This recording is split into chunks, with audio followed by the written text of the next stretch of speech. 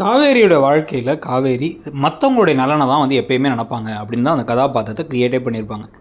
எப்போ பார்த்தாலும் குடும்ப நலனுக்கு, தன்னுடைய அக்கா தங்கைகளுக்கான நலன், அம்மாவுக்கானது, பாட்டிக்கானது, அப்பாவுக்கானது, அப்பாவோட சொத்துக்கானதுன்னு பல விஷயங்களை வந்து போராடி தான் எல்லாம் ஜெயிச்சிருப்பாங்க. ஆனால் இப்போ இருக்கிற காவேரி யாருன்னு நமக்கு தெரியல.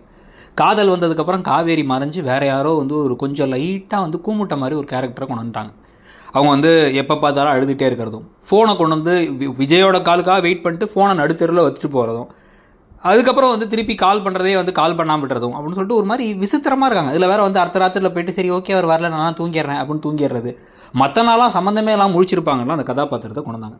ஸோ இதுக்கு பிறகு தான் வந்து பார்த்திங்க அப்படின்னா வந்து இதெல்லாம் தாங்க முடியாமல் இவங்க ஒரு மாதிரி சோகத்தில் இருக்க இப்போ டக்குன்னு விஜய் வீட்டுக்கு வந்து இந்த ராகினி பண்ணுற வில்லத்தனங்களை வந்து உணர்ந்து ராகினி ஏதோ கலாட்டா பண்ணுறாங்கன்னு ஒரு பலார்னு அரைஞ்சு இந்த இடத்துலேயே அதை முடிச்சு விட்டா நல்லா இருக்குங்கிறது நம்ம எதிர்பார்ப்பு. ஆனால் அதை முடிச்சு விடாமல் ராத்திரியோட ராத்திரியாக வந்து காவேரி வீட்டை விட்டு ஓடி போயிட்டாங்கன்னு கொண்டு போயிடுவாங்களோன்னு ஒரு பயம் இருக்குது.